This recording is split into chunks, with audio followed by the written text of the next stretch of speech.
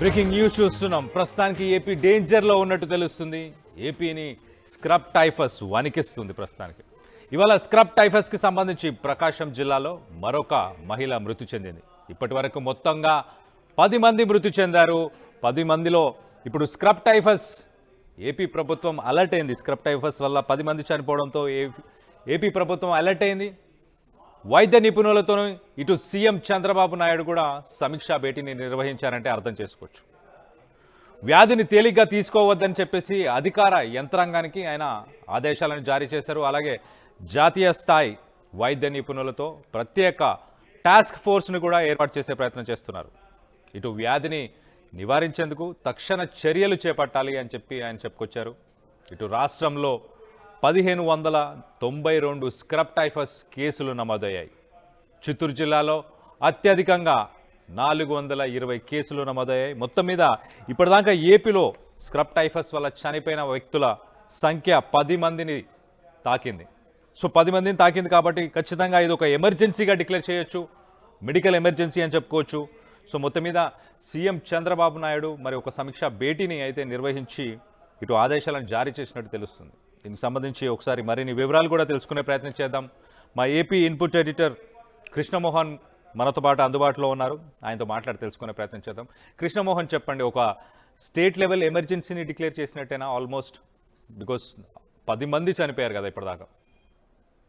Emergency పోలేదు కానీ కళ్యాణం మొత్తం మీద అయితే ఏపీని మాత్రం సబ్స్క్రైబర్స్ అది కొంత ఇబ్బంది గురి చేస్తున్న పరిస్థితి. ఇటీవల ప్రకాశం జిల్లాలో కూడా ఒక మహిళ మృతి చెందడం, గుంటూరులో 3 మృతి చెందడం, వివిధ జిల్లాల్లో మొత్తం గెలిపి ఇప్పటి వరకు 10 మంది నమోదు కావడంతో ముఖ్యమంత్రి కూడా దీని మీద కొంత అలర్ట్ అయ్యారు. ఏపీ ప్రభుత్వం కూడా కొంత సీరియస్ గానే వ్యవహారం మీద అలర్ట్ అయినట్టు కనపడుతుంది. వైద్య నిపుణులతో కూడా సీఎం చాలా క్లియర్ గా ఆదేశాలు చేశారు. హెచ్ఓడీస్ తో కూడా ఈ రోజు మీటింగ్ జరుగుతుంది. ఆ హెచ్ఓడీస్ మీటింగ్ లో కూడా ఆయన దీని మీద మాట్లాడే ప్రయత్నం చేస్తున్నారు. అయితే ఈ వ్యాధిని అంత తేలిగ్గా తీసుకోవద్దు. అంటే గవర్నమెంట్ ప్రస్తుతానికి కొంత లైట్ గా తీసుకుంది. ఫస్ట్ లో ఇదేమీ జరగదు, పెద్ద ఇష్యూస్ ఏమి ఉండవు, దీనివల్ల చిన్న దద్దులు వస్తాయని చెప్పి ప్రయత్నం అయితే చేసింది. కానీ దాని తర్వాత 10 మంది దాకా మృతి చెందడం పట్ల కొంత ఆందోళన కలుగుతుంది అనేది చాలా స్పష్టంగా కనబడుతుంది. జాతీయ స్థాయి వైద్య నిపుణులతో కూడా ప్రత్యేకమైన ఒక టాస్క్ ఫోర్స్ ని ఏర్పాటు చేయాలి, వ్యాధిని నివారించేందుకు తక్షణమైన చర్యలు చేపట్టాలి అనేది. ఇప్పటికే రాష్ట్రంలో దాదాపుగా 1600 కేసుల దాకా నమోదైనట్టుగా గుర్తించారు. చిత్తూరు జిల్లాలో అత్యధికంగా, అంటే ముఖ్యమంత్రి సొంత జిల్లాలోనే దాదాపుగా 420 కేసులు నమోదైనట్టుగా కొంత లెక్కలైతే వస్తుంది. దీంతో ముఖ్యమంత్రి వ్యవహారం మీద కొంత సీరియస్ గా అయితే స్పందిస్తున్నారు. దాదాపుగా రెడ్ అలర్ట్ ప్రదర్శించినట్టే. ఎమర్జెన్సీ అంత స్థాయిలో లేకపోయినా కొంత దీని మీద అసలు అంటే ఈ వ్యాధికి సంబంధించి ఇది అసలు కారణం ఏంటి, దీన్ని ఏ విధంగా పూర్తిగా కూడా నివారించే ప్రయత్నం చేయొచ్చు, ఏ విధంగా అడ్డుకోగలం అనే అంశాల మీద కొంత సీరియస్ గా ప్రభుత్వం చెప్పే ప్రయత్నం అయితే చేస్తుంది. ఆ దిశగా ముందుకు వెళ్లాలనే ప్రయత్నం జరుగుతోంది. బహుశా చూడాలి. ప్రభుత్వం దీని మీద ఇప్పటికే కొంత అప్రమత్తం అయినప్పటికీ కూడా అక్కడక్కడ మృతులు జరగడం, కేసులు అయితే దాదాపుగా 2400, 2500 కేసులు నమోదు కావడం కొంచెం సీరియస్ గానే వ్యవహారం కనపడుతుంది. సో అటువంటి పరిస్థితుల్లో ఇప్పుడున్న ఈ కేసులకు సంబంధించి కావచ్చు, దీనికి సంబంధించిన ఈ వ్యాధి లక్షణాలకు సంబంధించి చాలా ఆసుపత్రుల్లో ప్రత్యేక వార్డులు అయితే నియమించారు కూడా. ప్రభుత్వం కూడా జన మంత్రి సత్యప్రసాద్ కూడా చాలా క్లియర్ గా వ్యవహారం మీద కొంత సీరియస్ గానే రియాక్ట్ అయ్యారు. అధికారులతో ఎప్పటికప్పుడు జరుగుతున్న పరిణామాలు, జరుగుతున్న కేసుల మీద ఎప్పటికప్పుడు అప్డేట్ అయితే తీసుకుంటున్నారు. బట్ ఈ రోజు కూడా మంత్రులు, కొంతమంది హెచ్ఓడీలతో కూడా ముఖ్యమంత్రి దిశానిర్దేశం చేస్తున్నారు. దీంట్లో కూడా దీనికి సంబంధించిన కొన్ని వ్యవహారాలు మాట్లాడే ప్రయత్నం జరుగుతుంది.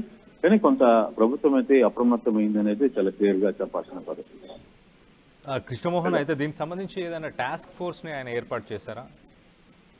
ఖచ్చితంగా దీని మీద సెంట్రల్ గవర్నమెంట్ తో జాతీయ స్థాయిలో ఉన్న వైద్య నిపుణులతో ప్రత్యేకమైన ఒక టాస్క్ ఫోర్స్ ను కూడా ఏర్పాటు చేశారు.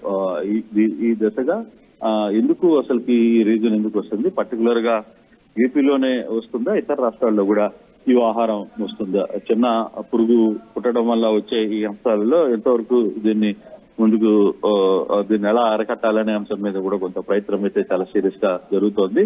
ఏ విధంగా ముందుకు వెళ్లాలనే అంశాన్ని కూడా చూసే ప్రయత్నం అయితే చేస్తున్నారు. బట్ ఇప్పుడు కేసులు 10 వరకు చెందిన కేసులు ఉన్నాయి కాబట్టి ఫర్దర్ గా ఏ విధంగా ముందుకు వెళ్ళాలి అనే అంశం మీద ప్రభుత్వం ముఖ్యమంత్రి ఎప్పటికప్పుడు అధికారులని అరెస్ట్ చేస్తున్న పరిస్థితి. కొంత సీరియస్ గా తీసుకోవాలి ఈ ఆహారం మీద. ఎప్పటికప్పుడు సెంట్రల్ గవర్నమెంట్ తో కూడా మాట్లాడాలి, అక్కడ ఉన్న వైద్య నిపుణులతో కూడా దీని మీద పూర్తిగా కూడా మాట్లాడాలి. అందుకే దానికి సంబంధించిన ఒక టాస్క్ ఫోర్స్ ను కూడా ఏర్పాటు చేస్తున్నట్టుగా చెప్పిన పరిస్థితి అయితే కనబడుతుంది. Right Krishnamohan, thanks for the latest update. ఏపీలో ఇప్పుడు 10కి చేరింది మృతుల సంఖ్య. అసలు స్క్రబ్ టైఫస్ ఓన్లీ ఆంధ్రప్రదేశ్లోనే వస్తుందా అంటే లేదు. గతంలో ఇటు ఉత్తరాఖండ్, ఇటు ఉత్తరాంచల్, ఇలా కొన్ని ప్రదేశాల్లో, ఒరిస్సా లాంటి ప్రదేశాల్లో కూడా వచ్చింది. ఎక్కువ శాతం అడవులు ఉన్న దగ్గర, లేకపోతే ఎక్కువ శాతం చెట్లు ఉన్న దగ్గర, అంటే వ్యవసాయం చేసుకునే వాళ్ళకి, ఆ పరిసర ప్రాంతాల్లో తిరిగే మనుషులకి వచ్చే అవకాశం ఎక్కువ ఉంది. ఎందుకంటే ఈ స్క్రబ్ టైఫస్కి సంబంధించి పురుగు గురించి ఏదైతే మనం మాట్లాడుకుంటున్నామో ఆ పురుగులో ఈ బ్యాక్టీరియా ఉంటుంది. స్క్రబ్ టైఫస్ అనే ఈ బ్యాక్టీరియా ఒక 8 కాళ్ళతో ఉండే ఒక లైస్, ఒక పురుగులో ఈ బ్యాక్టీరియా ఉండడం వల్ల ఆ పురుగు మనం కుట్టినప్పుడు ఆ బ్యాక్టీరియా ఆ పురుగు ద్వారా మనకు వస్తుంది. సో ప్రతి పురుగులో ఈ బ్యాక్టీరియా ఉండాలని రూల్ ఏం లేదు.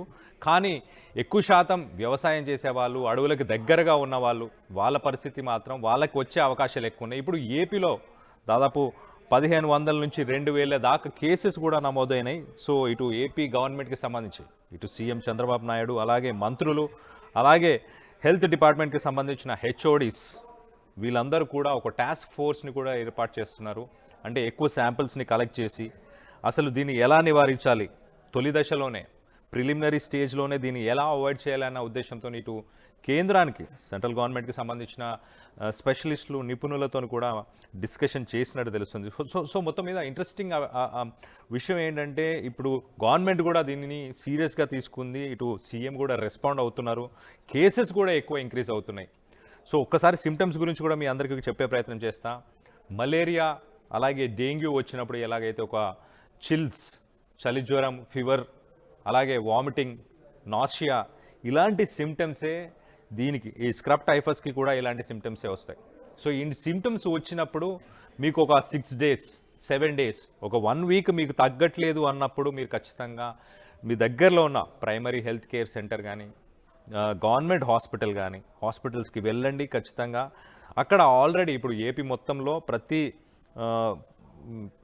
ప్రైమరీ హెల్త్ సెంటర్ అలాగే గవర్నమెంట్ హాస్పిటల్స్లో ఈ స్క్రబ్ టైఫస్కి సంబంధించి టెస్ట్ చేయడానికి కొన్ని కిట్స్ కూడా అవైలబుల్గా ఉన్నాయి. సో మీకు కనుక స్క్రబ్ టైఫస్ ఉందా లేదా అని టెస్ట్ చేసే కిట్స్ ఆల్రెడీ రెడీగా ఉన్నాయి. సో మీరు వెళ్ళి ఒకవేళ ఆ టెస్ట్ చేసినప్పుడు మీకు పాజిటివ్ వస్తే నెక్స్ట్ 7 daysలోనే మిమ్మల్ని రికవర్ చేసే అవకాశం ఉంటుంది. కానీ ఒకవేళ మీరు పొరపాటున ఓ 2 weeks కూడా మీరు పట్టించుకోకుండా ఉంటే కనుక దెన్ ఇది తీవ్ర రూపం దాల్చే అవకాశం ఉంటుంది. దాని తర్వాత దీన్ని కంట్రోల్ చేయలేరు, దీన్ని క్యూర్ చేయలేని పరిస్థితి ఉన్నట్టు చాలా క్లియర్గా తెలుస్తుంది. ఇప్పుడు 10 మంది చనిపోయారంటే నార్మల్ ఫీవర్గానే దాన్ని కన్సిడర్ చేశారు కాబట్టి వాళ్ళందరూ చనిపోయినట్టు కూడా తెలుస్తుంది. సో మొత్తం మీద దీనికి సంబంధించి మీరేమనుకుంటున్నారు? మీ పరిసర ప్రాంతాల్లో ఎక్కువ శాతం ఈ పురుగులో ప్రతి పురుగులో ఉండాలని లేదు, కానీ ఈ బ్యాక్టీరియా ఆ పురుగులో ఉన్నప్పుడు మాత్రమే మీకు స్క్రబ్ టైఫస్ వచ్చే అవకాశం ఉంటుంది.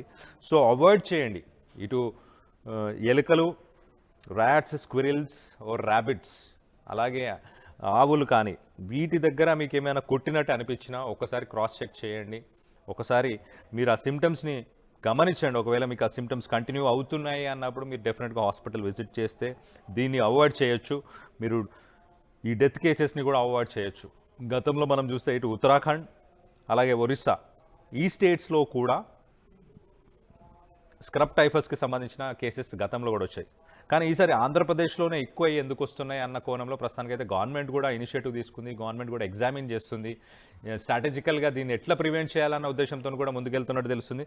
దీనికి సంబంధించి మీరేమనుకుంటున్నారు? మీ అభిప్రాయాలను కింద కామెంట్ రూపంలో తెలియపరచండి. అలాగే స్క్రబ్ టైఫస్కి సంబంధించి మీకు ఎలాంటి డౌట్స్ ఉన్నా మీరు కామెంట్ చేయండి.